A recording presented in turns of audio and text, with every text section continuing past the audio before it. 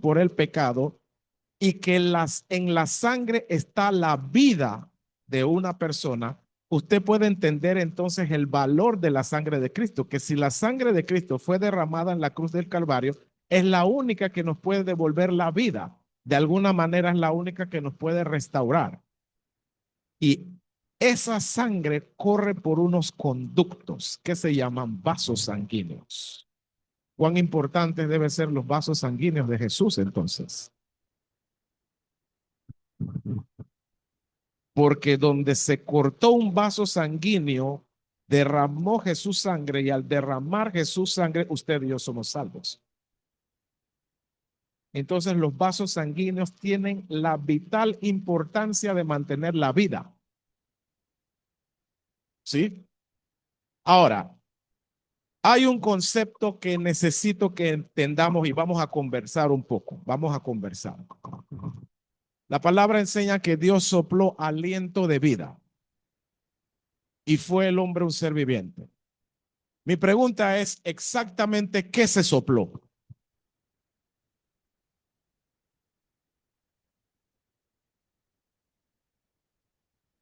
¿Qué fue lo que sopló? ¿Qué cosa dice hermano? Perdón. El poder. Ok, alguien más. ¿Qué hizo que ese muñeco, digamos, llamado Adán, llegase a la vida? Respirar, el Espíritu de Dios, todas las anteriores son correctas. Sin embargo, quiero llevarlos a este concepto. Cuando yo estudiaba medicina y yo pasé por la clase de ginecología, me encantaba la idea de recibir un parto. Sí, eso es bonito. Y en la vida Dios me permitió atender 75 partos, los llevaba contados. Cuando me tocó el primero de todos los partos, que salió la cabecita del bebé, un poquito moradito, todo hinchadito y mojado de líquido amniótico, y luego me decía mi tutor, bájale el primer hombro y luego sube la cabeza y sácalo. Y cuando yo saqué al bebé, lo primero que noté fue que hizo esto. Y empezó. ¿Qué fue lo primero que hizo?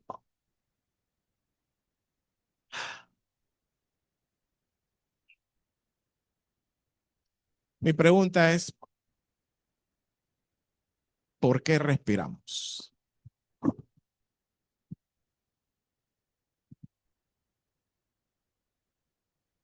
Por la naturaleza.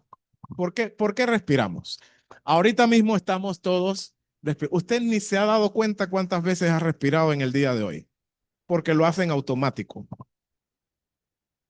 Es tan automático que no sabemos muchas veces por qué lo hacemos. Mi pregunta es, ¿por qué respiramos? A ver, les escucho.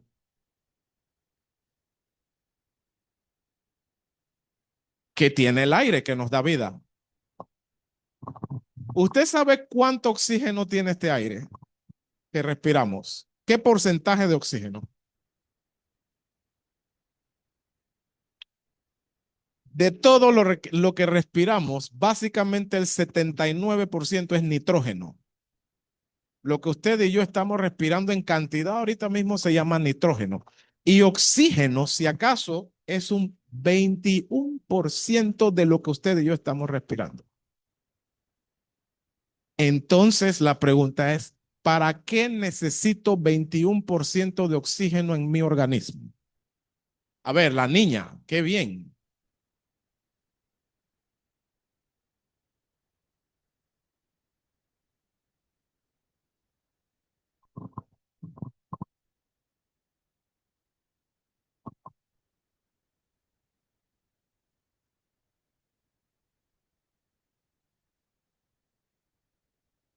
Yo necesito a esa niña que dé la charla. Me voy a sentar para que ella la termine. Gracias. Excelente. Hay una razón por la que necesitamos oxígeno. Y Si usted entiende este concepto, fíjese que me invitaron a hablar de la hipertensión. Yo no he hablado nada de hipertensión. Usted va a oír de hipertensión al final de lo que voy a hablar. Yo necesito que usted entienda el complejo, el concepto holístico de Dios. Ya, porque Dios no es una cosa, Dios es un todo. Y usted necesita entender el todo para entender la cosa. ¿Sí? Ok. Fíjese bien. Oxígeno para Adán. Quiero yo creer que tenía 100% porque no había pecado. Y entra oxígeno en el sistema de Adán. Y la palabra dice que Adán llegó a ser un ser viviente. Y yo me pregunté, ¿para qué Adán necesitaba oxígeno? Usted se ha dado cuenta, a veces lo digo en broma, esto es solamente una broma. La persona que alguna vez pensó en quitarse la vida, alguna vez dijo, voy a dejar de respirar y ya, que se acabe todo. Quiero dejar de existir y voy a dejar de respirar. ¿Puede alguien hacer eso? ¿Por qué no? Ok, fue diseñado para tener vida, pero usted se ha dado cuenta que usted, aunque intentara parar respirar, por fuerza usted va a respirar, a menos que lo estén asfixiando. Pero por fuerza usted va a respirar. La pregunta es ¿por qué? ¿Qué tiene el oxígeno de especial? Que aunque yo me detenga, hay algo en mi cuerpo que empieza a moverse y hace que respire. Para ello, necesito que usted entienda algunos conceptos que son un poco anatómicos. Este es un poquito de clase de anatomía y fisiología que voy a hablar un poco. Todos nosotros tenemos vías respiratorias. Por aquí entra el oxígeno, por las fosas nasales. Y ese oxígeno tiene que seguir un trayecto por la laringe, por la tráquea, por los bronquios, hasta los pulmones. O sea que el destino final de todo el camino del oxígeno, pasando por todos estos conductos que cada vez se ramifican, se ramifican, se ramifican hasta que llegan a un punto final que se llama alvéolo, que al microscopio tiene esta forma de racimo. Ese 71% de oxígeno llega aquí. 21, gracias, perdón. 21% de oxígeno llega aquí. La pregunta sigue siendo, ¿para qué llega aquí? Y después que llega a este punto, ¿qué pasa? Porque ya esto parece ser el final. ¿Qué pasa después que llega aquí? Entonces viene la respuesta de mi amiga, la que va a seguir la charla. Porque la amiga dijo que el oxígeno de este punto tiene que pasar ahora a través de unas membranas a la sangre. Y entonces este punto en los pulmones se conoce como la membrana alvéolo capilar. Este es un vaso sanguíneo que está en íntimo contacto con ese saco llamado alvéolo. Recuerde que aquí tenemos el oxígeno. Y de alguna manera, cuando Adán respiró y cuando mi pacientito recién nacido respiró, ese oxígeno tuvo que cruzar por aquí para entrar al vaso sanguíneo. A través de muchos mecanismos fisiológicos de difusión de gases, que no vamos a hablar de eso ahora, pero el oxígeno cruza esta barrera y entra al capilar sanguíneo. Y una vez que el oxígeno entra al capilar, ahora estamos hablando de un vaso sanguíneo que está en el pulmón.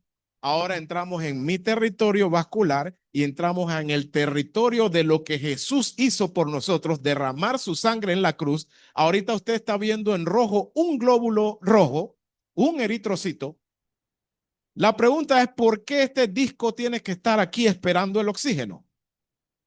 Y la respuesta es la siguiente. La función de los glóbulos rojos en la sangre, entre tantas cosas, es servir a través de una molécula que se llama hemoglobina como transporte para el oxígeno. ¿Qué significa esto? Términos sencillos. Todos nosotros ahorita mismo estamos metidos en el alvéolo. Todos nosotros somos una molécula de oxígeno. Pero cuando se acabe la tarde, todos nos vamos a la casa. Vamos a cruzar una puerta donde nos espera un carro. Ese carro se llama eritrocito. Y en el carro hay un asiento donde nos vamos a sentar que se llama hemoglobina. Y una vez nos sentemos en nuestro carro, entonces vamos a tomar un camino, una carretera que se llama vaso sanguíneo y nos vamos a dirigir del punto A al punto B a través de un carro que se llama eritrocito sentado en una silla que se llama hemoglobina para llegar a un destino final. Ese es el camino que hace el oxígeno. El camino que hace es desde el alveolo, cruza la membrana donde se encuentra el transporte que se llama eritrocito y el asiento se llama hemoglobina donde se sienta, se une el oxígeno y luego es transportado a un destino. El oxígeno es transportado a un destino.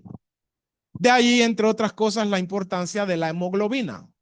Seguramente todos nosotros hemos sabido, escuchado, sabemos los valores normales de hemoglobina. Quizás usted lo sabe, damas entre 12 a 14, más o menos, caballeros entre 12 a 16, más o menos el promedio. Y mientras usted mantenga esa concentración de hemoglobina en su sangre, usted está garantizando que suficiente oxígeno está siendo transportado a todo su cuerpo. Ahora, cuando a Jesús lo laceraron,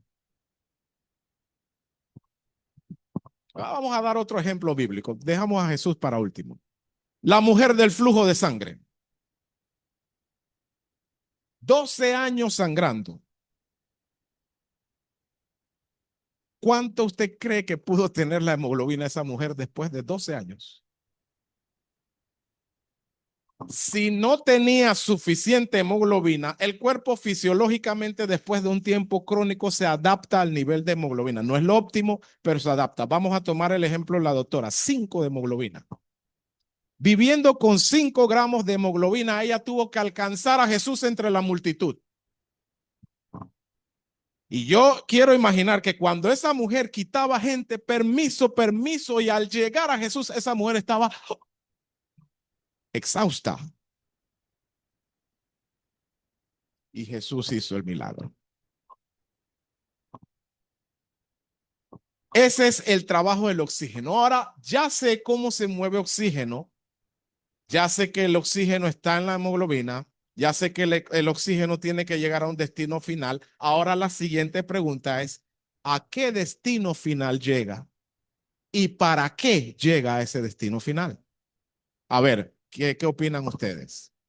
¿Cuál es el último destino de cada oxígeno que usted está respirando en este momento? Cada molécula, ¿a dónde va? Dijeron por allí, por allí. La célula.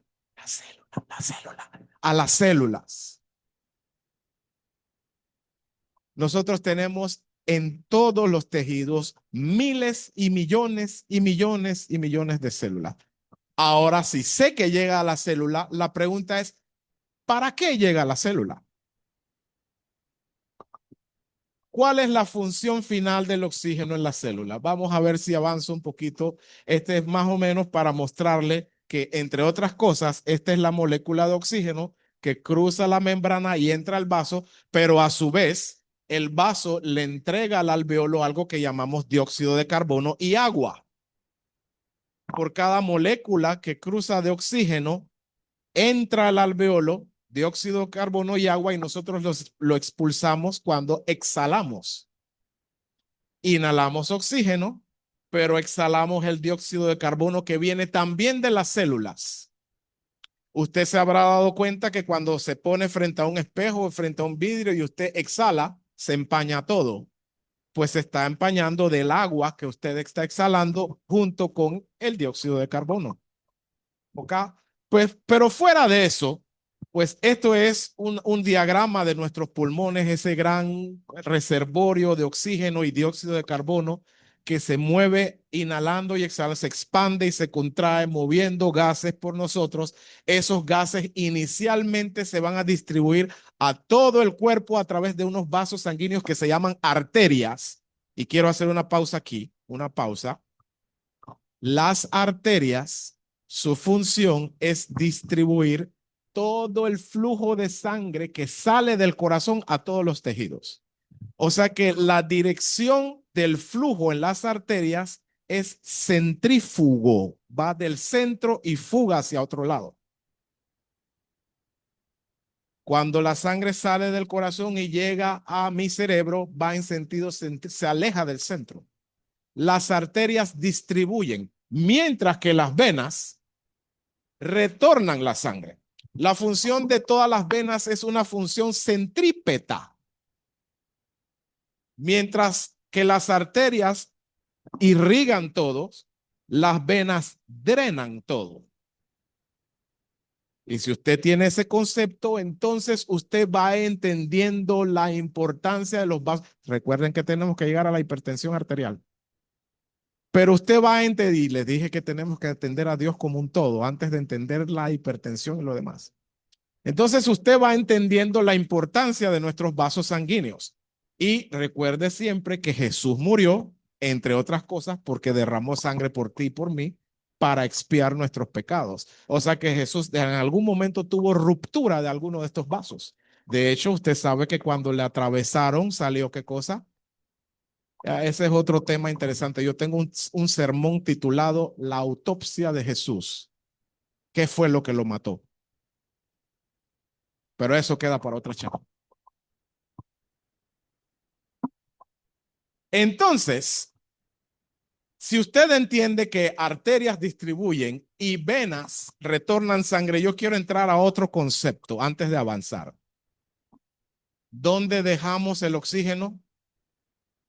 Afuera de la célula. Espérelo allí. Vamos a regresar a eso.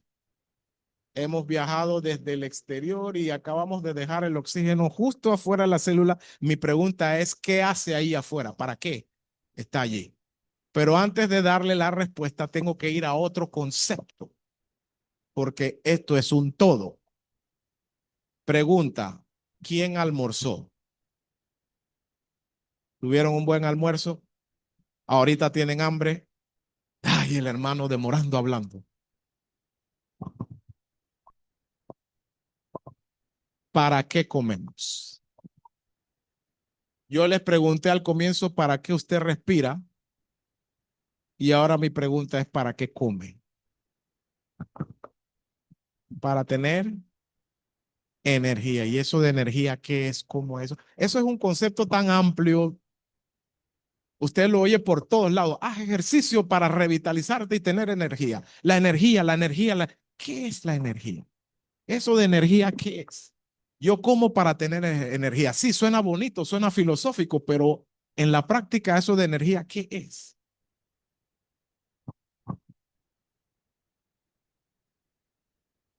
Alguien dijo una palabrita por allí medio que científica, mitocondria. Mitocondria. Usted sabe que yo he sido profesor universitario también y cada vez que yo pongo la palabra mitocondria a mis estudiantes de primera vuelta, cuando veían la palabra mitocondria les sonaba como algo feo. La mitocondria. Vamos a llegar a eso. ¿Por qué usted come? Pues todo lo que comemos pasa por esta serie de conductos. Hoy el buen almuerzo que usted ha comido está en algún lugar de por aquí. La pregunta es, ¿qué hace por aquí? ¿Cuál es el objetivo de comer? Porque al final del día, cuando usted pone el carbohidrato en su boca, empieza la digestión del carbohidrato a través de la amilasa de la saliva que va desnaturalizando y descomponiendo ese arroz que usted se comió, ese macarrón que se comió, esa papa que se comió. El carbohidrato empieza la digestión en la boca, pero cuando llega al estómago, entonces los ácidos del estómago empiezan la segunda parte de la digestión, que son las proteínas, y empieza a desnaturalizar la. No sé si todos fueron vegetarianos hoy o si comieron alguna presa, alguna carne, pero la carne que se comió ahora en el estómago empieza a romperse y cuando cae en el duodeno, entonces viene la bilis y empieza la digestión de las grasas. Las lipasas pancreáticas, todo lo demás empieza en la parte que se llama duodeno y avanza al yeyuno, ilio, etcétera, etcétera. Y en este momento usted y yo estamos desnaturalizando carbohidratos, proteínas, grasas. ¿Para qué? Para la energía, para el azúcar. ¿Cuál es el principal combustible del cuerpo? El nombre, la glucosa. Entonces, quiero llevarlos al punto de que en el colon, sus intestinos, ahorita todos nosotros, a través de unas vellosidades, microvellosidades en nuestros intestinos, cuando ya cada una de esas moléculas está reducida a su más mínima expresión, en este caso la glucosa también tiene que ser absorbida y pasar del intestino también a los vasos sanguíneos. La glucosa es absorbida desde nuestros intestinos. Ese buen pan que usted se comió, esa buena fruta que se comió, ahora se toma la glucosa, pasa a los intestinos y de los intestinos pasa a nuestro torrente sanguíneo. Y ahora tenemos un segundo componente en el torrente sanguíneo, oxígeno y glucosa. Y por supuesto que si les pregunto cuál es el destino final de la glucosa, ¿cuál es la respuesta? La célula. Entonces, ahorita fuera de la célula se encuentra una molécula de oxígeno con una de glucosa. ¿Será que se estrechan la mano y se saludan? ¿Qué hace el oxígeno y la glucosa? Fuera de la célula. Y viene la parte interesante. Nuestros vasos sanguíneos están transportando oxígeno, están transportando la comida y llegan a la célula. ¿Se están durmiendo? ¿Alguien se está durmiendo? ¿Estamos bien? ¿Estamos bien? Excelente. Fíjese que tenemos que llegar a la hipertensión. Pero primero estamos hablando de fisiología, lo que Dios hizo en el Edén. Le dio oxígeno y le dijo, come de todo esto que hay que llevar glucosa a la célula. Come, Adán. Entonces tenemos todo fuera de la célula y ahora en la célula las dos moléculas tienen que entrar a través de unos transportadores. La glucosa entra a el transportador, va desde el 1 hasta el 9, ya yo creo va por allá. El principal se llama el transportador 4. El GLUT4 introduce la glucosa a la célula y el oxígeno entra solamente por difusión atravesando la membrana bilipídica, la capa de lípidos, y entra a la célula. Y ahora los dos toman caminos un poquito diferentes. Lo primero, vamos a hablar de la glucosa.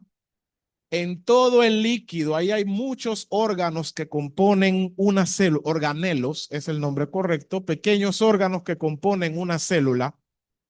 La glucosa se queda sobrenadando en el líquido de la célula que se llama citosol y allí empieza un proceso de descomposición.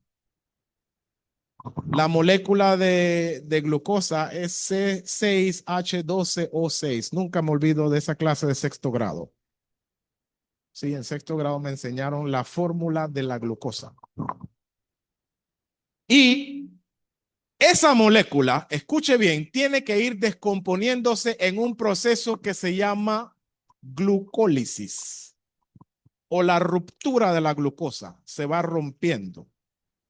Y luego de que llega a un punto final que se llama piruvato, entra en otro ciclo que se llama ciclo de Krebs. ¿Han oído de eso los biólogos? A ver, la clase de ciencia y de biología, química y demás. Entra en ese proceso que se llama ciclo de Krebs, mientras que el oxígeno entra a la palabrita que mencionaron por aquí, a este órgano que se llama la mitocondria, esto que está aquí, que es el pulmón de la célula. Y mientras la glucosa se está desnaturalizando, va por el ciclo de Krebs, el oxígeno entra a la mitocondria, a una parte que se llama la cadena de transporte de electrones, para al final darnos la respuesta. Porque al final, el producto último de la desnaturalización de la glucosa y del oxígeno convergen para producir lo que necesitamos. La famosa palabra llamada energía. ¿Qué es la energía? una molécula que tiene siglas que se llama ATP. ¿Qué significa trifosfato de adenosina? Cuando usted habla de la energía, hago ejercicio, para usted está hablando de esto. La razón por la que usted respira y la razón por la que usted come es porque usted necesita formar ATP. ¿Para qué necesito ATP? Sencillo. Si yo quiero levantar esto, lo hago porque hubo un estallido de ATP. Si quiero caminar, lo hago porque dentro de mis músculos están habiendo estallidos de ATP. Eso se llama energía. La energía la conocemos como la liberación de algo, de una fuerza. Lo que se está rompiendo es el ATP. Lo que está produciendo es como una bomba. ¡Boom! Cada vez que usted hace, usted está teniendo tanta energía que por cada molécula de oxígeno y de glucosa que entra en la célula, usted forma 38 ATPs. Y cada vez que yo camino, usted que me está escuchando la charla, ahorita mismo sus oídos están escuchando porque dentro de su... Usted me está mirando por la energía que tiene, usted habla por la energía que tiene, usted se mueve por la energía, porque todos nosotros somos esa explosión de energías que se llama ATP. Y como se produce tanta energía, la energía genera calor, ¿verdad? Y si usted tiene, imagínese que nosotros tenemos tantos estallidos de energía internamente que necesitamos amortiguar la energía porque si no nos fundimos, nos quemamos. ¿Cómo fundimos, cómo amortiguamos la energía? Con el agua. Porque todas esas reacciones para que usted no se muera tienen que ocurrir en un medio que mantenga el balance. Y ese balance se llama agua, un amortiguador natural. Por eso entonces usted y yo necesitamos estar hidratados siempre. Porque si no estamos hidratados con todas las energías internas que ocurren en nosotros, nos dañamos y nos autodestruimos. Ahora, si tenemos todo ese concepto fisiológico, ahora empieza la charla. Hasta ahora todo es introducción.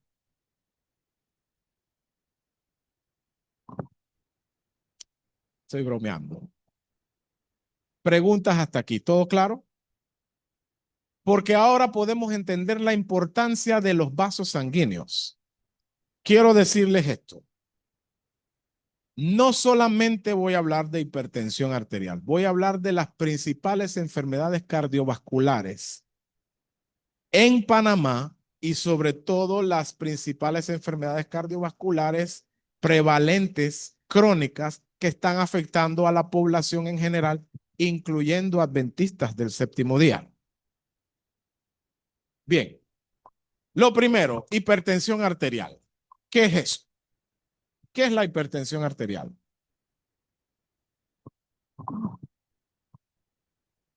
Lo primero que usted tiene que tener en mente es que si estamos hablando de la palabra hipertensión arterial, ya usted sabe inmediatamente que cuál es la función de la arteria, sacar sangre del corazón.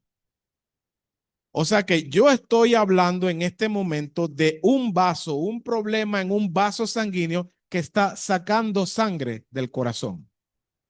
Ese vaso se llama arteria. No es lo mismo que la vena. No estoy hablando nada, estoy hablando de arterias. La hipertensión arterial. ¿Qué significa la hipertensión arterial? Hipertensión significa dos cosas. ¿Perdón? Una contracción. El concepto contracción está involucrado, pero no es el todo. ¿Qué más? ¿Qué es la hipertensión arterial? La fuerza con que bombea está en el concepto, pero no es el todo. Sí, ¿qué es la hipertensión arterial? Esto es un cabo. Imagine que este es un vaso sanguíneo, una arteria.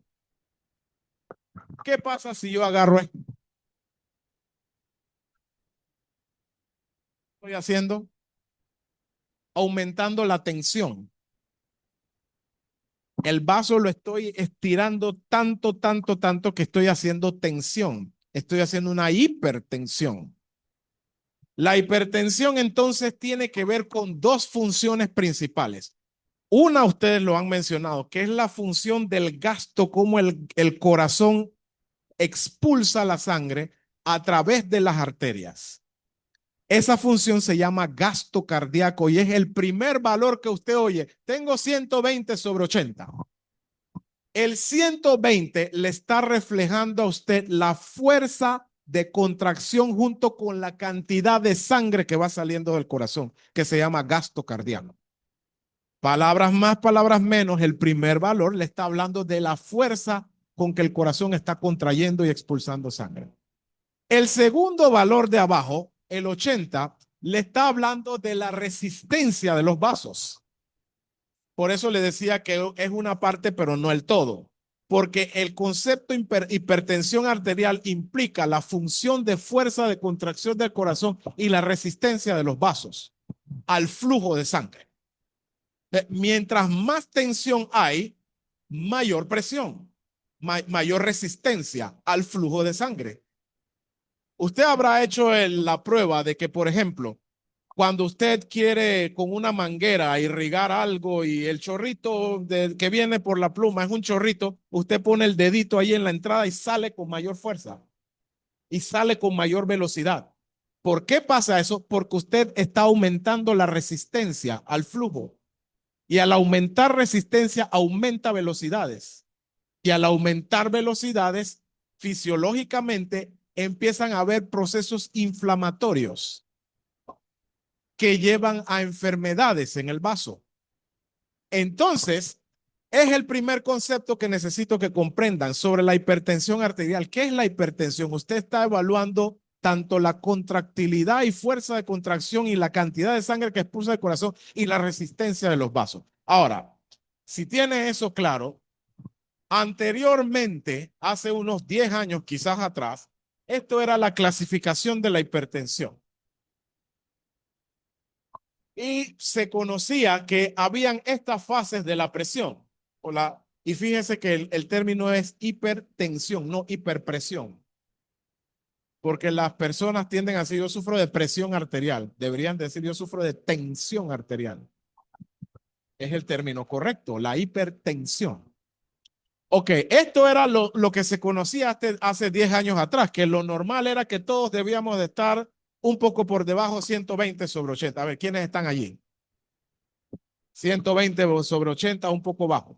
Y cuando una persona alcanzaba en el primer valor, que se llama valor sistólico, 120 por ahí, 139 y en el otro 80/89, se decía, yo estoy en la fase de prehipertensión.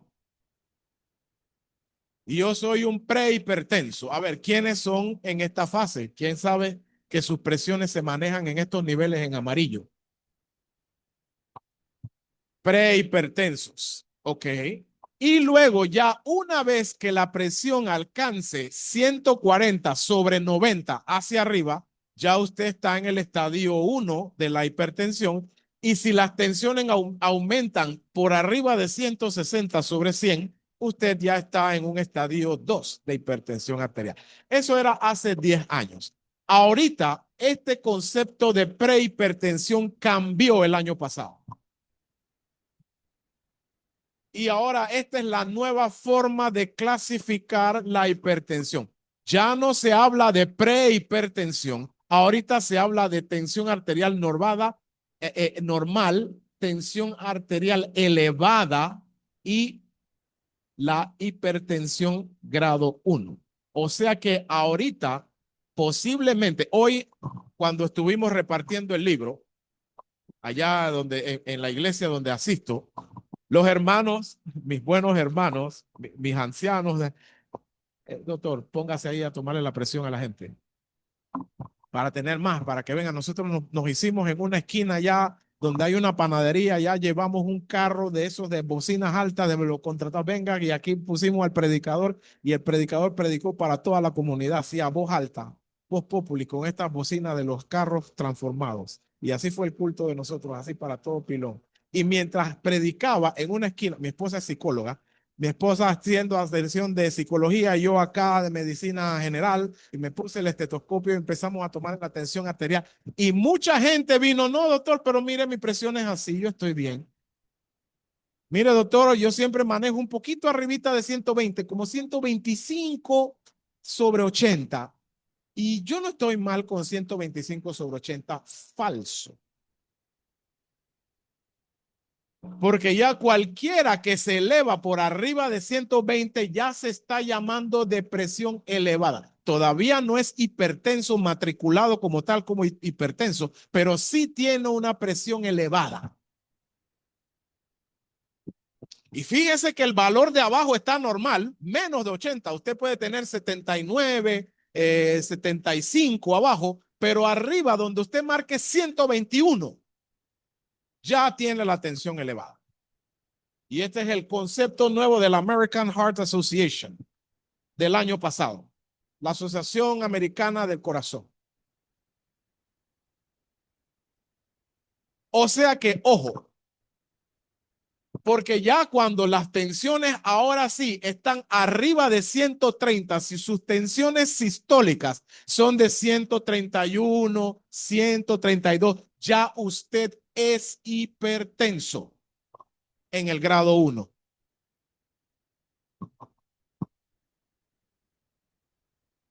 Y hoy vi, la mayoría estaban ya en grado 1.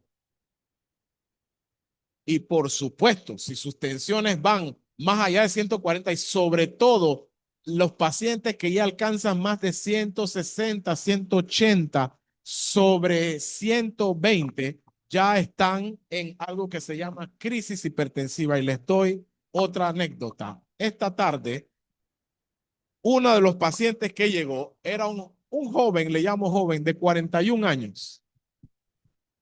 Y estaba la fila de las personas que venían a tomarse, y él vino de primero así, metiéndose entre la gente, y dijo, no, no, jovencito, vaya para atrás.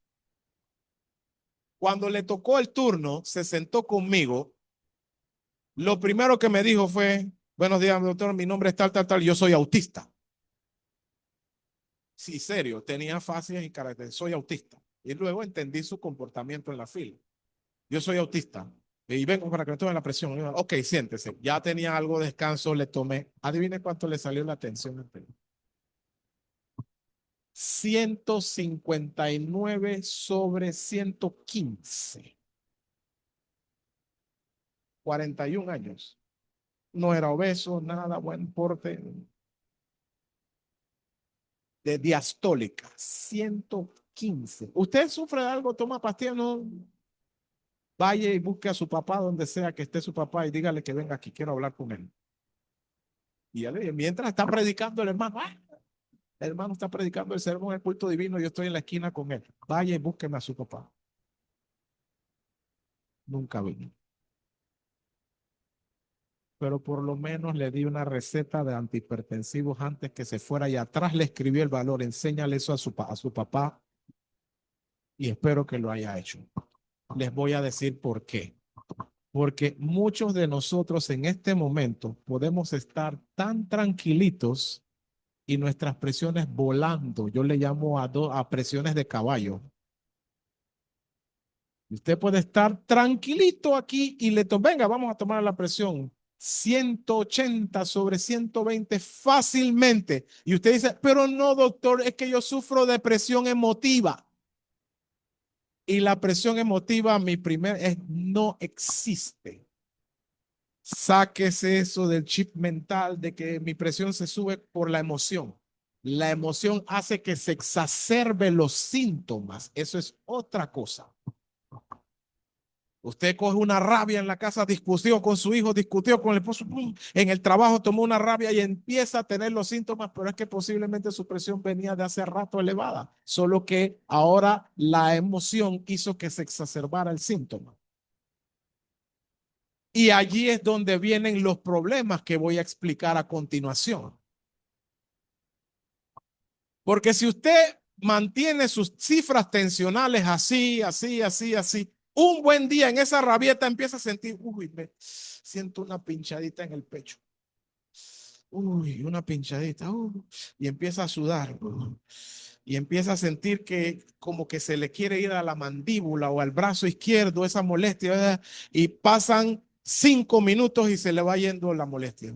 Ya, se me está pasando. Deme agua, pidió el Vicks, que hacen muchas, se ponen Vicks en la frente, pide menticol, pide el alcohol, ahí huele, y ya 5 minutitos ya se fue. Bien. 2 o 3 días después, otra rabieta y otra vez la molestia. Uy, siéntase, busque con dónde sentarse. Le echan ahí el abanico, la cosa. 10 minutitos, ya se me está yendo, ya papá, ya se me está yendo, ya tranquilo. Se le fue.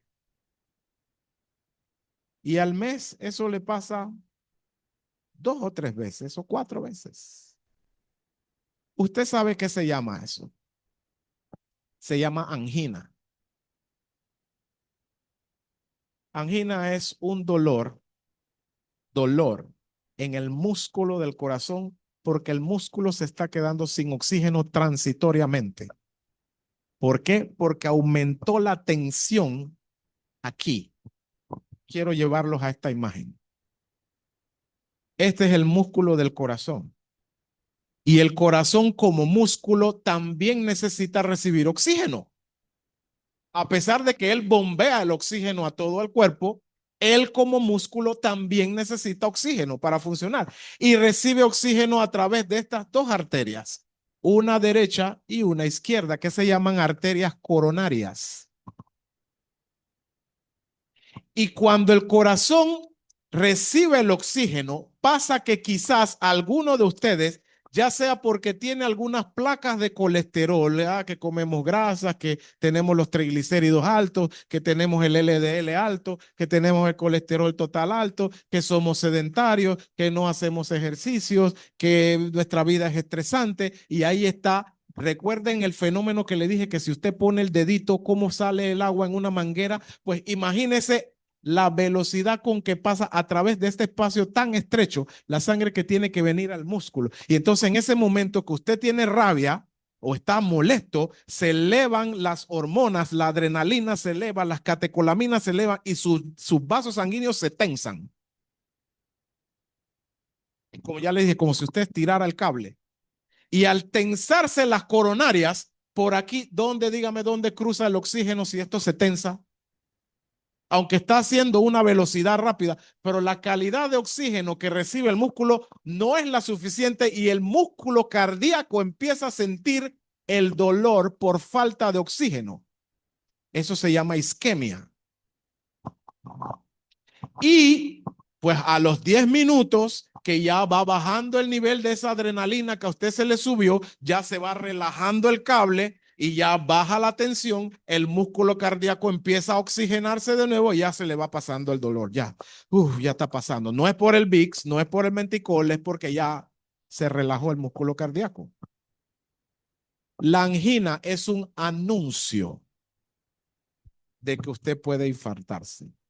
Si a usted le está pasando esto o conoce a alguien que le está pasando esto, esta persona tiene que buscar ayuda porque en el momento que se tape totalmente y no pueda fluir sangre al músculo del corazón, fíjese este espacio de qué color es. Está negro porque se murió. Cualquier parte del cuerpo que no recibe oxígeno se muere. Aquí está en un agrandado la parte del músculo que se muere. ¿Y qué pasa si el músculo del corazón que constantemente está bombeando, bup, bup, bup, bup, bup, bup, bup, bup, ahora se murió una parte? ¿Qué va a pasar con la contracción del corazón si una parte está muerta? ¿De qué le dije que depende la tensión sistólica? La de arriba, de la fuerza de contracción del corazón. Pero si hay una parte que está muerta, porque se infarta, de hecho, esto es lo que se llama un infarto, cuando el músculo cardíaco, un infarto de miocardio, cuando el músculo cardíaco se queda sin oxígeno, esa parte se muere y ya no contrae. Y si no contrae bien, ¿cómo usted cree que llega oxígeno a su cerebro? ¿Cómo llega a los intestinos? ¿Cómo llega al pie? Si la bomba, hay una parte de la bomba muerta.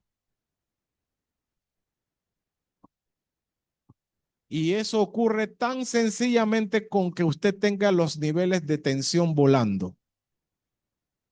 La angina es un anuncio, pero el infarto se presenta con ese dolor que ya usted no es que pasan 5 minutos y se le fue, ahora es un dolor continuo detrás del esternón. Uno lo siente como si hay un zapato encima del pecho, un dolor tan opresivo. Ese dolor usualmente se puede ir a la mandíbula, a la espalda o al brazo izquierdo. Se acompaña de sudoración, palidez y finalmente desvanecimiento. El paciente colapsa porque se infartó.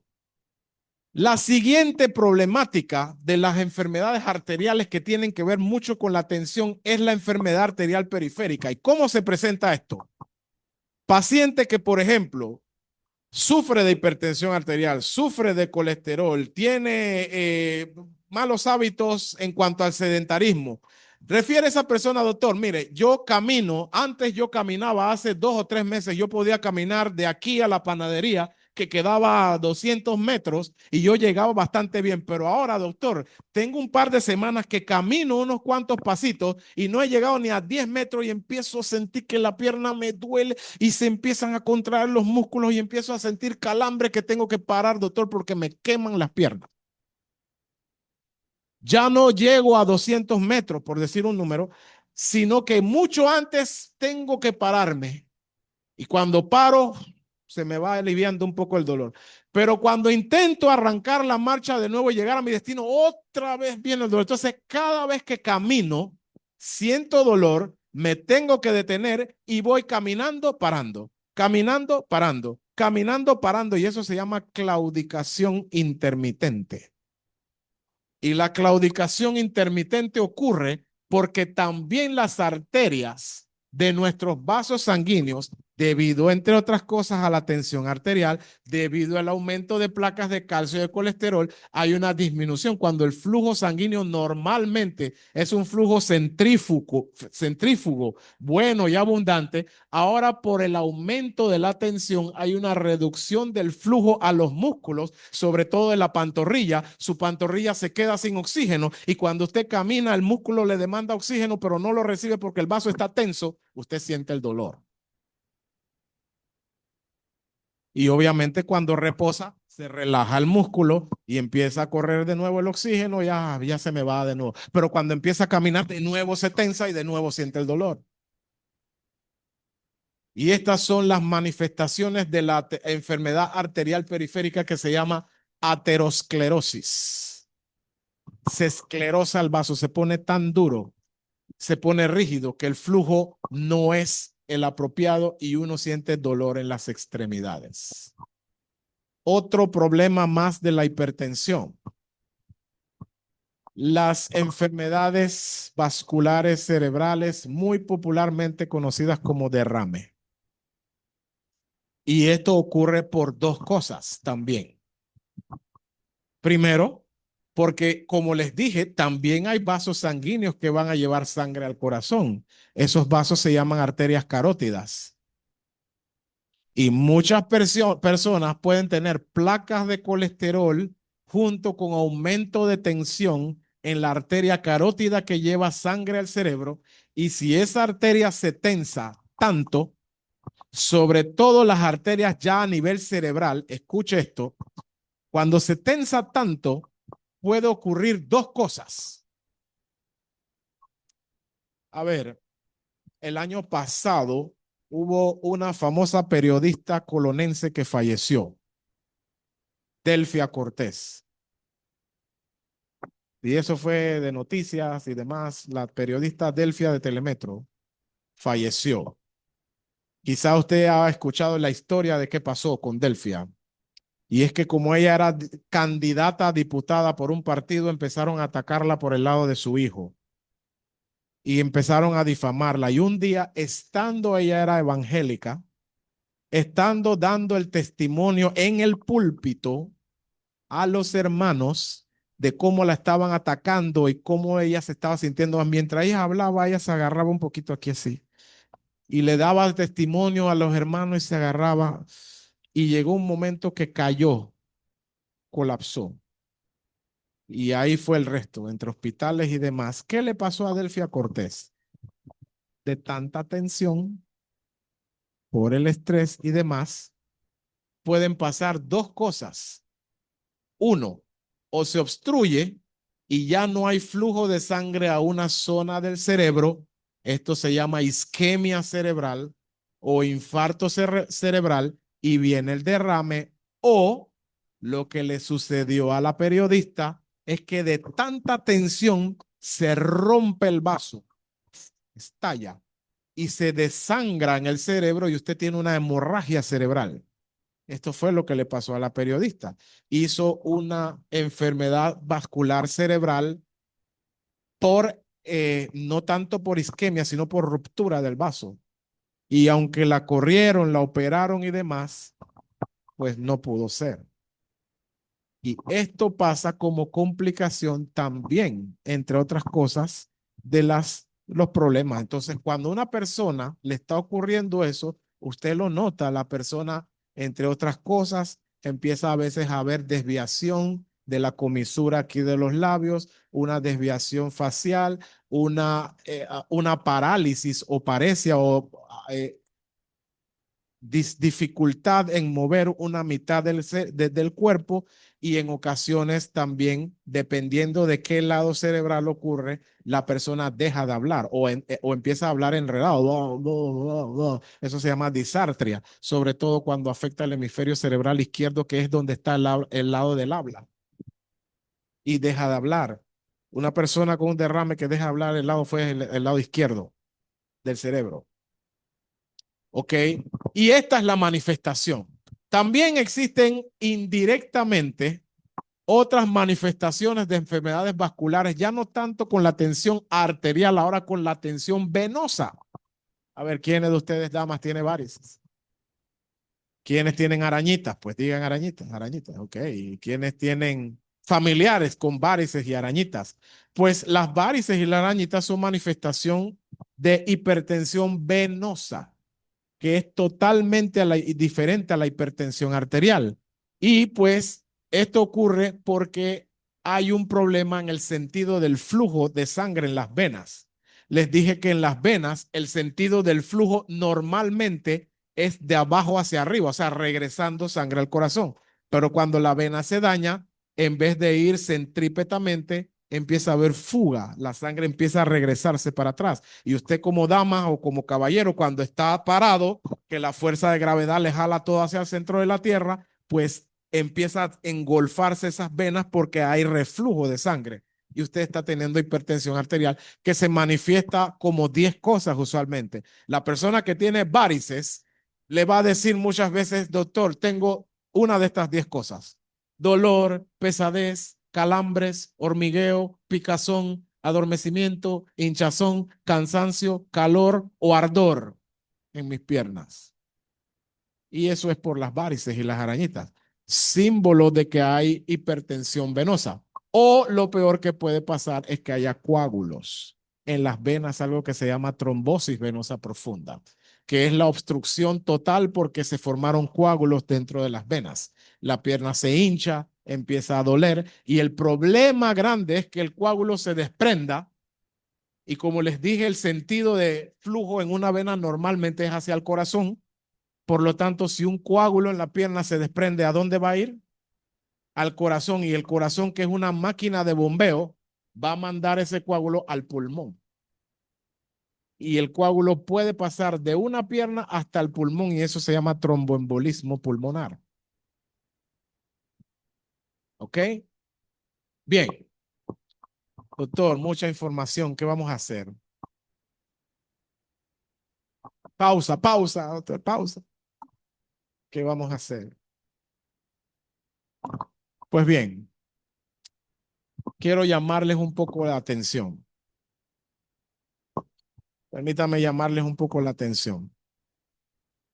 En el 2017, ¿qué año? 2017. El gobierno de ese entonces, junto con el Ministerio de Salud, junto con la Caja de Seguro Social, junto con el Instituto Conmemorativo Gorgas, hicieron un censo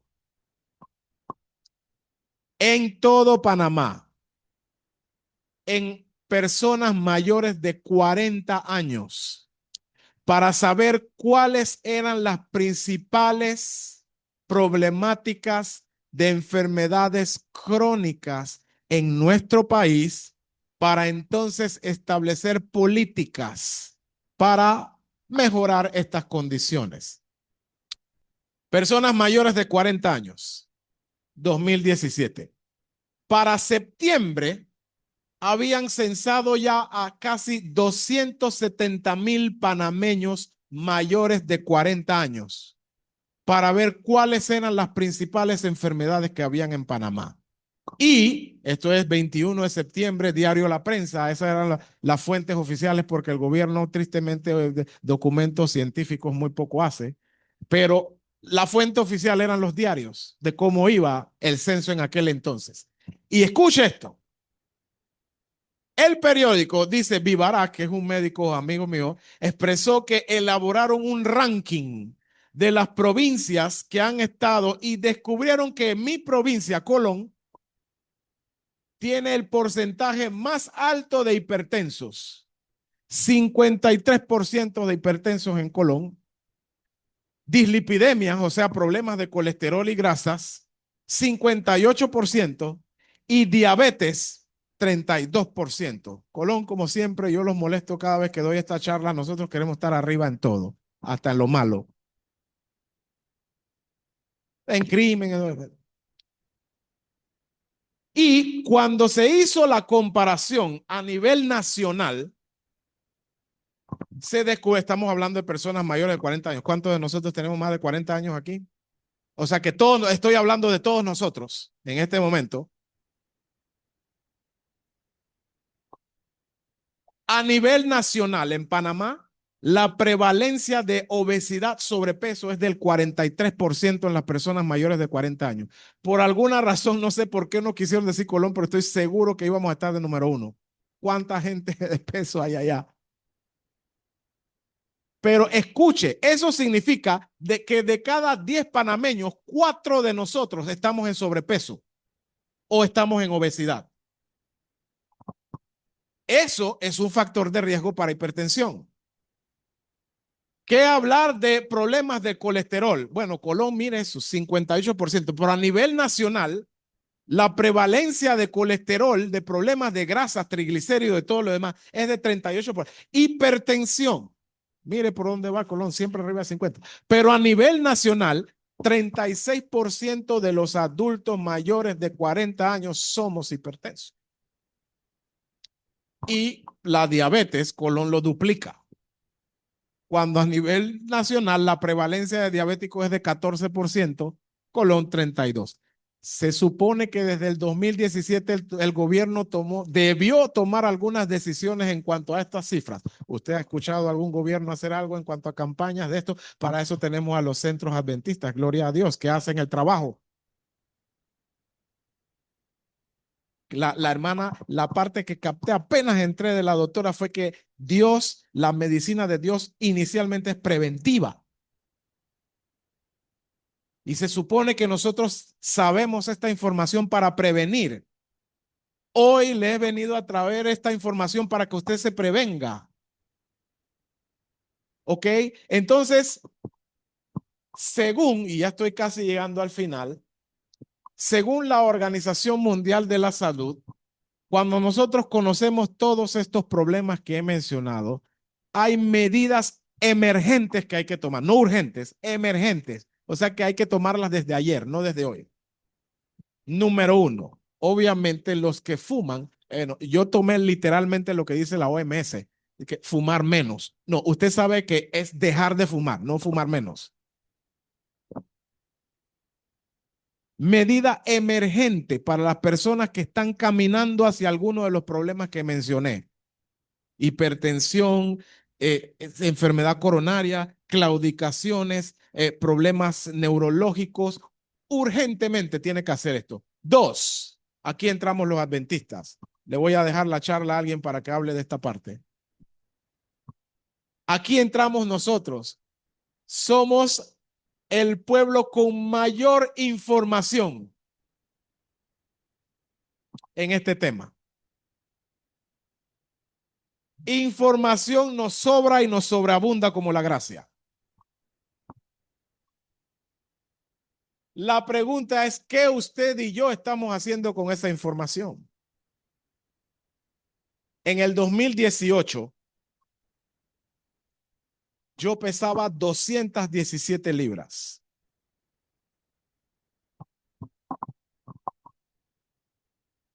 Y ya estaba asomándose, oliendo la diabetes.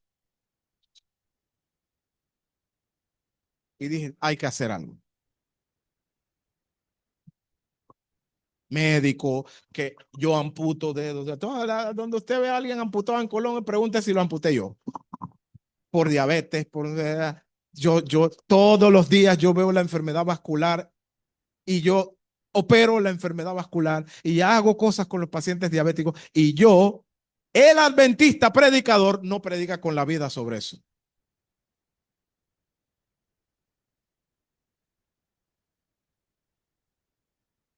Y el Espíritu me llevó al texto que dice, ¿no sabéis que vuestro cuerpo es templo del Espíritu Santo? Y me llevó a esto. El único pecado que no le será perdonado se llama blasfemia contra el Espíritu Santo. ¿Será que con mi salud yo estoy blasfemando al Espíritu Santo?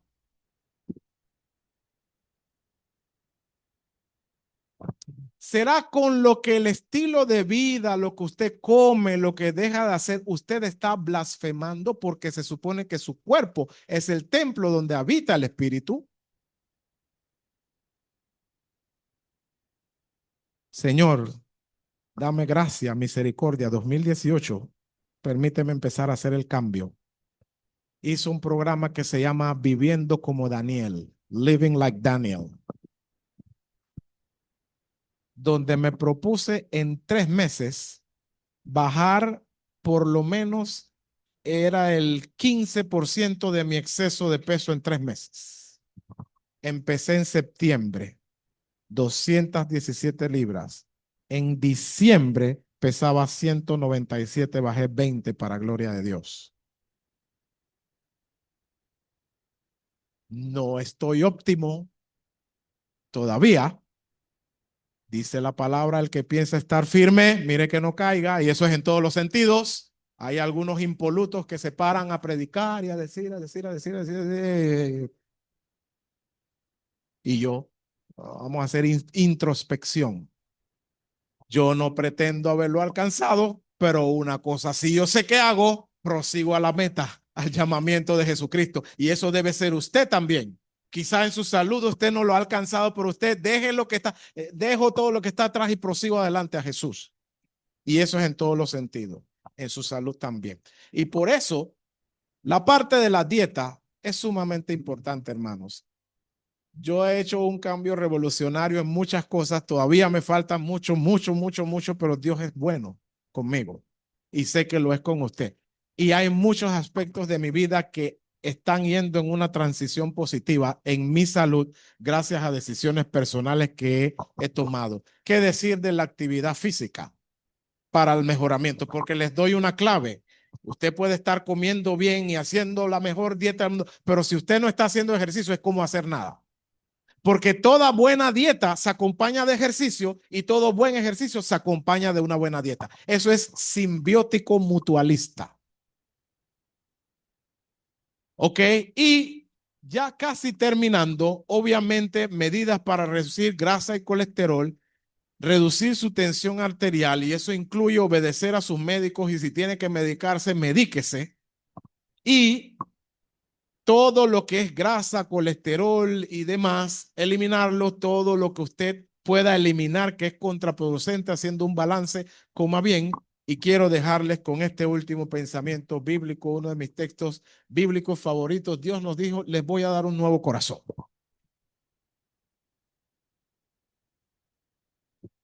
Voy a quitar el viejo, que sigue siendo de piedra, y les quiero dar uno nuevo.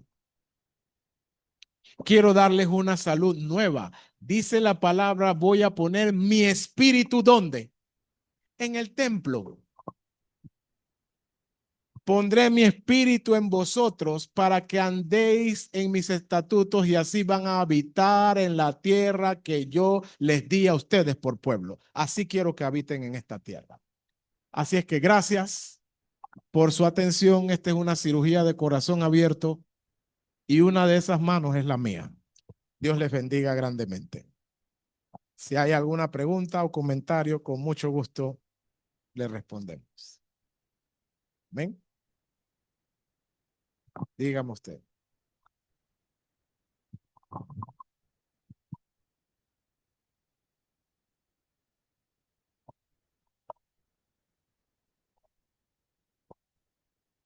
Esa es buena pregunta. Si es, eso se llama el que está debutando o hipertensión de novo. Si cualquier paciente viene donde mí, no conocido como hipertenso, no era conocido nunca, ese día le encontramos la cifra tensional elevada porque ese día se peleó con el hijo. Le medimos la tensión elevada. Y es la primera vez, lo que nosotros procuramos hacer es un indirectamente algo. Señor o señora, vamos a tomarle las cifras tensionales todos los días, por lo menos entre 5 a 7 días. A la misma hora, más o menos bajo las mismas condiciones, que usted esté relajado, que haya descansado, que no esté en estrés, le tomamos la tensión y por 5 a 7 días la anotamos. El sábado fue tanto, el domingo tanto, el lunes. Al final de la semana, tráigalo y vamos a sentarnos a revisar las cifras tensionales. Y si sale un patrón que me indica que cuando usted está en relax, que está relajado, sus cifras tensionales están en tanto, entonces la matriculamos como en la escuela de los hipertensos. O sea que la decisión de novo no se toma en un solo día. No se puede decir que una persona es hipertensa en un solo día de una emotividad cuando nunca fue conocido como hipertenso. Hay que estudiarlo. Y no solamente estudiarlo tomando las tensiones todos los días, sino que habría que hacer otras pruebas también. Cómo está la cifra de colesterol, cómo está la glicemia, cómo están las pruebas de función renal, los riñones, todas estas cosas habrían que evaluarlas en ese tiempo. ¿Ok? Pregunta.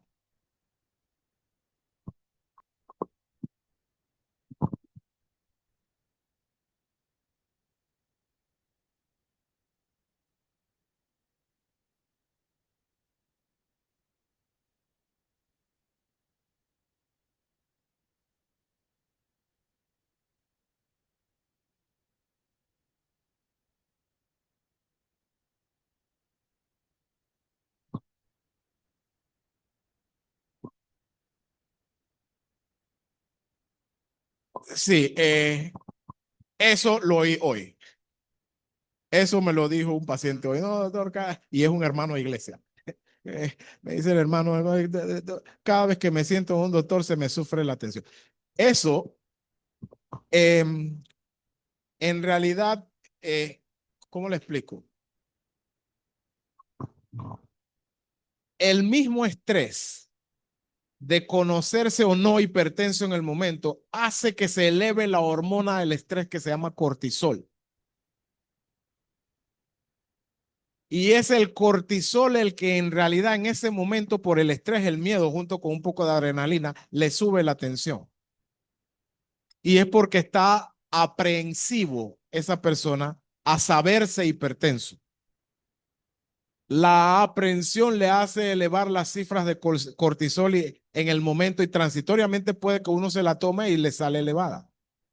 Y por eso que cada vez que va al médico, pues por el estrés y la aprehensión se le eleva.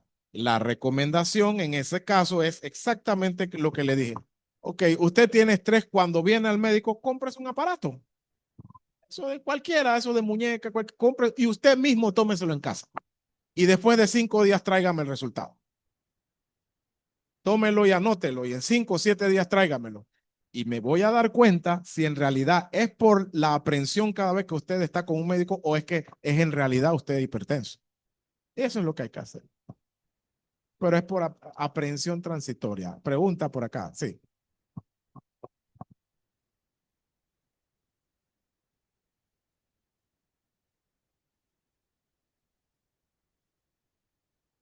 No siempre pasa eso. En el 99% de las veces es muy similar. Escuchen. En pocas ocasiones, quizás sí, menos de 5%, ocurre que hay diferencias entre un brazo y otro. Y eso tiene que ver con muchas cosas. Primero, hay que ver la carga de placas de calcio y colesterol que hay en la salida de las arterias subclavias. Las arterias son los vasos que llevan la sangre al brazo derecho y al brazo izquierdo.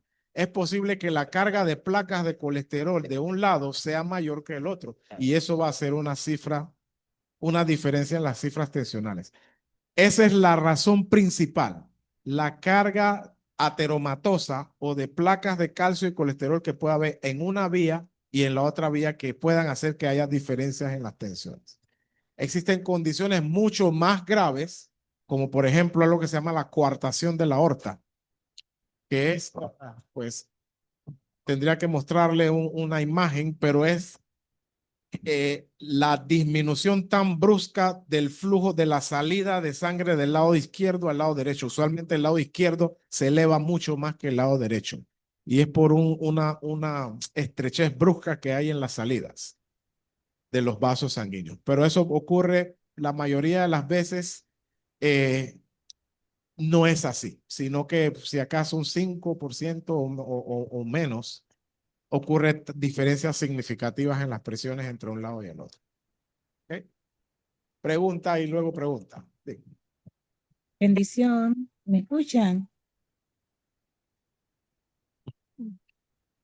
Entonces, doctor, si una persona vive con niveles de cortisol elevados diariamente, ya no es un tipo de condición de que porque estoy nerviosa, porque voy a predicar o entro en una tensión, un miedo, sino que es una persona que tiene los niveles de cortisol elevados diariamente, esa persona, producto del estrés, entonces desarrolla hipertensión.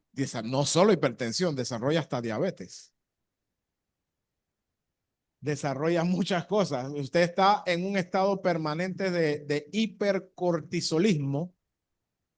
Habría que estudiarle hasta las glándulas suprarrenales, que es donde se produce el cortisol, para ver si usted no tiene hasta un tumor benigno de glándulas suprarrenales que se llama feocromocitoma, causa de hipertensión. Buenos días, buenas tardes para todos. Hay personas Una consulta. están online. Dios le bienvenido. Saludo, doctor. Saludos. Quisiera consultarle. ¿Usted puede facilitar su número de teléfono para poder agendar alguna cita? Claro Se que le agradece. Claro que sí, si gustan, de paso, aunque yo soy de Colón, yo atiendo acá en Panamá, en el Hospital Minimet que está en Tumbamuerto, el nuevo hospital grande que se llama Hospital Minimet en Tumbamuerto. Allí yo hago atenciones. Como asumo que es en Panamá, déjenme facilitarles el teléfono de Minimet Panamá donde yo hago atenciones. También hago atenciones en Clinilab del Dorado, pero principalmente en el Hospital Minimet. Permítame buscar rápidamente el teléfono de Minimet para que usted pueda agendar la cita. Un segundito.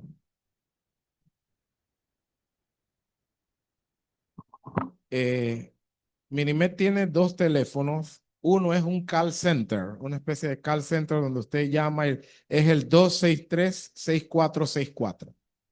Le repito, 263-6464. Y ellos tienen un chat box donde por WhatsApp usted chatea y saca la cita por WhatsApp. El teléfono del chat box es 6927-9912. Repito, 6927-9912. Ese es el chat box para poder agendar citas también. No sé si lo captó la hermana que preguntó o si le repetimos. ¿Todo bien? Ok. Gracias, pastor, por la información. Ya lo agendamos. Perfecto. Gracias. 9912. ¿Ya?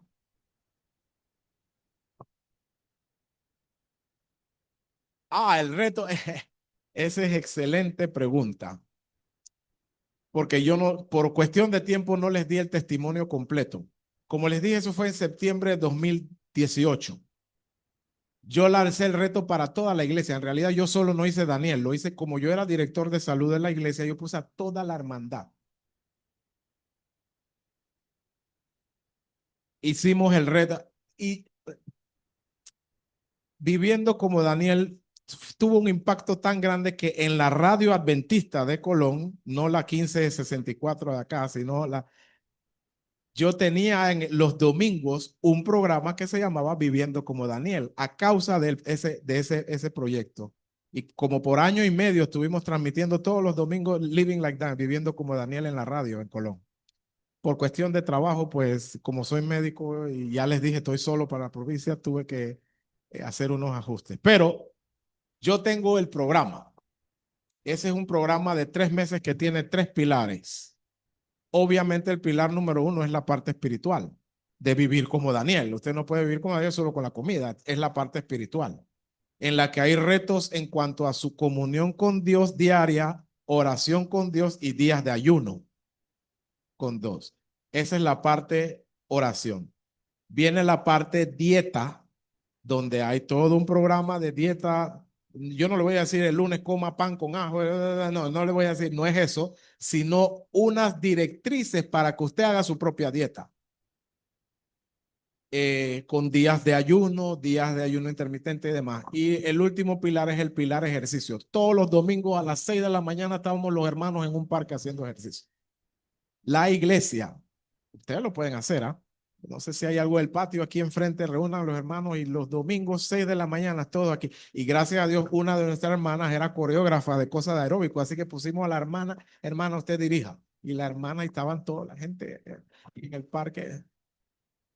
Hubo testimonios de personas que redujeron hasta 25 libras en esos 3 meses. Sí. Así que el programa lo tengo con la hermana Aurora. Si gustan, yo se los puedo pasar por WhatsApp y allí si gustan implementarlo con gusto. Esa es buena pregunta. Fíjese, como yo soy el director de la Unión de Salud, mi meta es que en este quinquenio lo hagamos en todo Panamá. Uno de mis retos es hacerlo para todo el país. Lo intentamos hacer, los hermanos de mi iglesia, hay una hermana que lo sigue, la hermana Dolores, de ella, desde el 2018 ella lo sigue y ella está bien. A veces se molesta un poco porque viene X sábado y dice, hermano, tengo el tobillo un poquito hinchado. La hermana ya está tan estresada que donde se ve un poquito hinchado algo ya se trauma, porque ella quiere estar fit. Y está bien, ¿ah? Pero tiene 60 y tantos de años, la hermana está bien, pero donde se ve una uña, hermano, miren, siga viviendo como Daniel, hermana, cero estrés. Entonces, lo hemos intentado volver a hacer, pero por logísticas no, pero mi plan es traerlo a toda la unión. Dígame, hermano. Claro, por supuesto. Por ahí en la computadora lo tengo. Lo tengo que buscar y con gusto. Yo se lo hago, se lo facilito. No es nada complejo, no es muy complejo. De hecho, cada lugar lo puede adaptar a su estilo, ¿no? A su propio estilo y hacerlo. Por supuesto. Ah, por supuesto, claro que sí, claro que sí. En lo personal me tocó ir a algunas iglesias en Colón, no solo la propia donde yo asisto, sino como en 2 iglesias hicimos el seminario también. Y de allí fue el impacto que quedamos en la radio, inclusive con el programa en la radio. Pero pues sí, ¿ok? Yo se lo voy a hacer llegar. Ujú.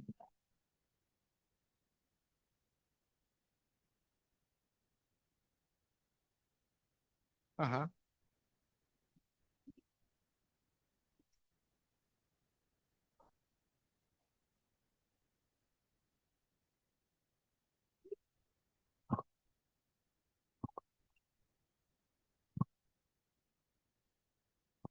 pues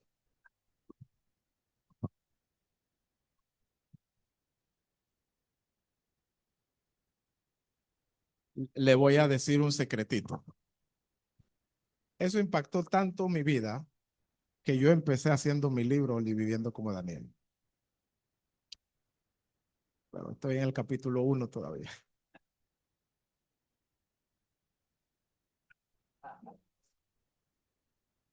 Pero sí, y tengo todo el concepto del libro, de los capítulos y todo, pero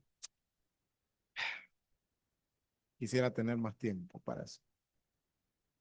Pero sí, eh, Dios es bueno, iglesia. Dios es bueno y Dios nos ha dado la salud. Fíjese, cuando quiero hacer este comentario, cuando el pueblo de Egipto cruzó el Mar Rojo, este trimestre que viene ya se dieron cuenta que vamos a estudiar Éxodo. Yo me considero un especialista del Éxodo. Yo amo el Éxodo. Me lo he leído cualquier cantidad de veces. Usted va a aprender en Éxodo que Dios le dijo a Moisés, dile al faraón que quiero que ustedes salgan porque van a celebrarme en 3 días fiesta en el desierto. Y Moisés cuando iba al faraón le decía, queremos salir porque queremos ir a celebrar fiesta a Jehová en el desierto. En 3 días vamos a tener fiesta en el desierto. Moisés se lo dijo 2 veces al faraón. Cuando les tocó salir, llegaron a Piairot, estaba el mar. Dios le dijo a Moisés, ¿qué me estás creando? Levanta la vara y abre el mar. Y levantaron y cruzaron el mar y se hizo la madrugada y al otro lado fiesta y murió Faraón y demás. Cuando estaban del otro lado, ¿en cuántos días dijo Jehová que iba a hacer fiesta? 3 días caminando por el desierto y cuando llegó el tercer día, ¿dónde llegaron? A Mara. ¿Qué había en Mara? Aguas amargas. La fiesta era una fiesta amarga. Y yo me quedé estudiando, Señor, ¿por qué la fiesta de Mara 3 días después? Y me di cuenta que Dios le dio la solución a Moisés. ¿Qué le dijo a Moisés? Corta un madero y échalo en el agua. En esa región hasta el día de hoy no se conoce de ningún madero que endulce agua. De hecho, yo no sé si usted conoce alguno en Panamá. ¿Y cuál era el mensaje? Antes de que ustedes celebren fiesta, ustedes tienen que saber que en esta vida ustedes van a tener situaciones amargas, pero ustedes tienen que ir al madero, a Jesús, y traer a Jesús representado en ese madero y Jesús va a endulzar sus aguas. Ese era el mensaje de Mara. Y después de que ellos recibieron el mensaje de Mara y probaron el agua dulce, entonces ahora sí, siéntense y escuchen. Vamos a hacer un pacto. Yo les voy a dar mis estatutos y mis ordenanzas y si ustedes lo cumplen al pie de la ley, yo haré que ninguna de las enfermedades que vinieron sobre los egipcios caigan sobre ustedes porque me van a llamar Jehová Rafa. Jehová es su sanador. ¿Cuál era el primer pacto después en el desierto? La primera fiesta era con la salud. Esa fiesta de 3 días tenía que ver con su salud, un pacto en relación a su salud. Vamos a hacer pacto. ¿Por qué? Porque tienen que entender que su cuerpo es templo del Espíritu Santo. Y cuando hicieron el pacto, Dios les dijo, ahora sí, salgan y vayan a Elín. Y cuando llegaron a Elín, empezó la fiesta. 12 fuentes de aguas y 70 palmeras. Fiesta para el pueblo. Ahora sí. Pero antes de Elín, primero tienen que aprender en Mara que necesitan a Jesús. Antes de la fiesta. Por supuesto, cuando usted recibe de Jesús, ahora sí Dios nos da el agua gratuita, 12 fuentes de agua que representan al Espíritu Santo. Ahora sí, beban del Espíritu. Ese era el mensaje. Es lo mismo que Dios quiere hacer con usted hoy. Quiere que usted ponga a Jesús en su salud y luego vienen las bendiciones hasta que sobre y abunde. Así es que Dios nos bendiga en esta tarde, noche ya. ¿Hay una preguntita? Bien. Pues si, doctora.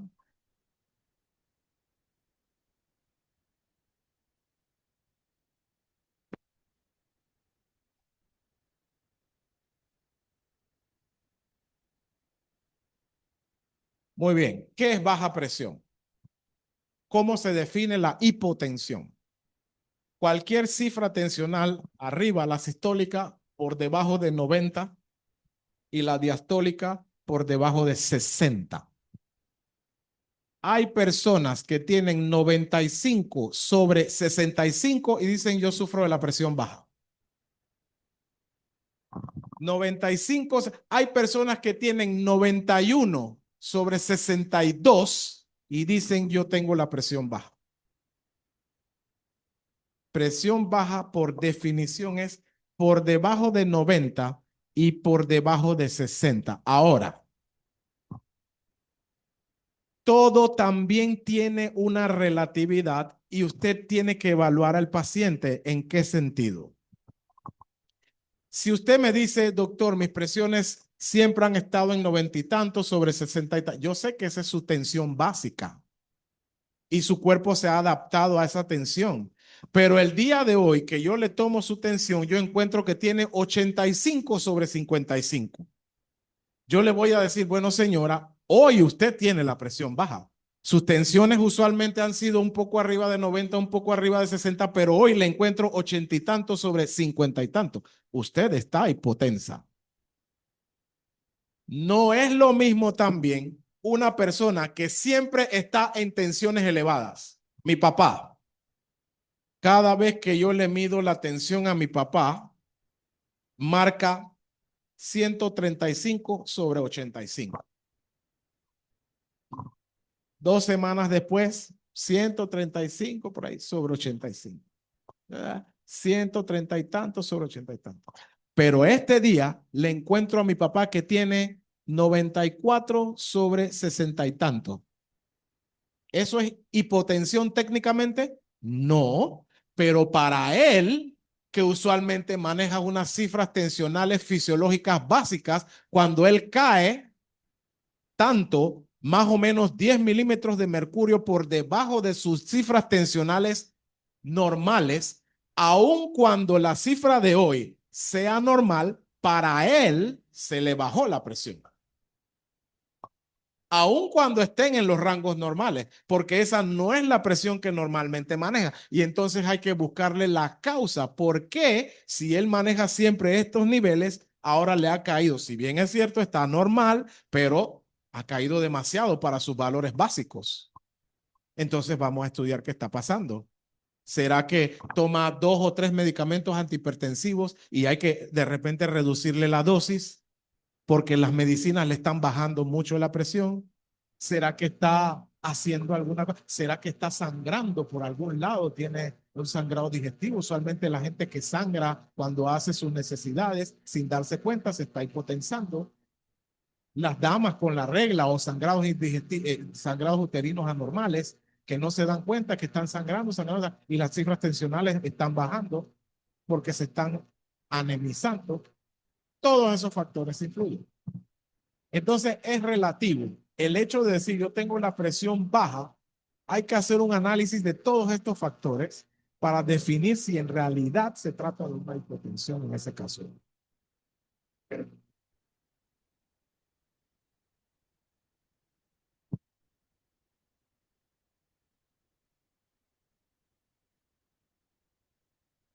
Eso es normal para él. Y es muy fisiológico, es normal. Es lo mismo. Y estas personas que se mantienen en condiciones, no solamente las tensiones la tienen allá, sino que la frecuencia cardíaca usualmente es más baja. Los deportistas, todos estos futbolistas de parada tienen todas esas cifras las tienen bajas. ¿Por qué? Porque cuando el cuerpo le exige el rendimiento, entonces sube la tensión y sube la frecuencia cardíaca para mantenerlo en una condición fisiológica para que rinda para el ejercicio que está realizando. Pero cuando deja de hacer el ejercicio, cae al valor basal, el valor normal. Así que no está mal si la persona hace ejercicio. Bien, bueno, gracias Iglesia de San Antonio. Dios les bendiga grandemente y pues espero que la información les haya servido para su salud. Sí.